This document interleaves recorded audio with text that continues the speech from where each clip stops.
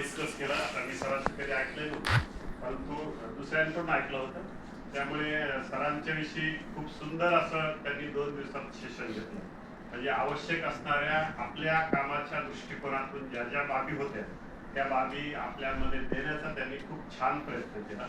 आणि त्यामुळे हसत खेळत विनोदाच्या माध्यमातून, उदाहरणाच्या माध्यमातून, नाहीतर असा कॅपॅसिटी बिल्डिंगचा प्रोग्राम असला तर ते फक्त व्याख्यान असत, लोक झोपतात. हे त्यांना आता मागच्या 40-45 वर्षाचा त्यांचा अनुभव आहे. अनेक राष्ट्रांमधून त्यांनी ही व्याख्यानं दिलेली आहे.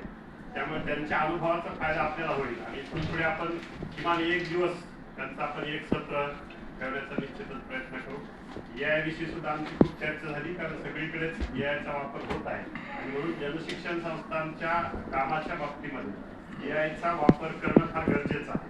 मग त्या दृष्टिकोनातून सुरुवात अगोदर करावी म्हणून आम्ही असं ठरवलं होतं या सत्रामध्ये की एक दिवस पूर्ण एआयचा कसा वापर करायचा याच्याविषयी घ्यायचं. वेळेचं आणि बाकी सगळ्या गोष्टीचं हे पाहतात आपण. मॅडमनी वेळ दिला आणि खूप छान सांगितलं. आम्ही काय जे जुने लोक आहोत, मॅडम जर सांगितलं सर, फक्त आम्ही आता नवीन टेक्नॉलॉजी पाहण्याचा प्रयत्न करतो. नवीन मुलं ते ताबडतोब शिकतात. असं जरी असलं तरी सगळ्यांनीच, कुठलाही व्यक्ती असो, सगळ्यांनी जरी मन लावून जर शिकलं तर नवं आणि जुनं असं काही होत नाही.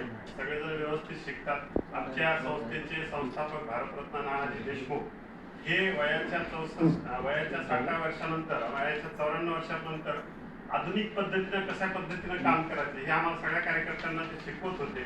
त्यामुळे वयाचा आणि याचा काही संबंध येत नाही. आपण फक्त मन लावून शिकणं फार गरजेचं आहे.